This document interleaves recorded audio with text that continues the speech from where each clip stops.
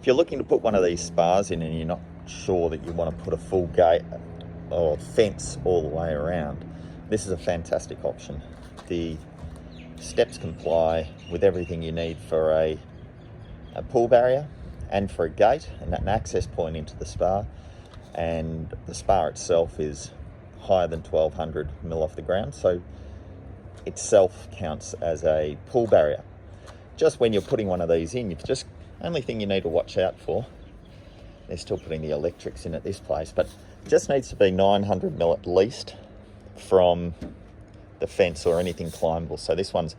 been put in spot on, so this one will pass. Just don't get it closer than that to your fence, and it's a great option for an above ground spa in your backyard without having to go through the expense of a surveyor and putting in a pool fence and dealing with all that rigmarole.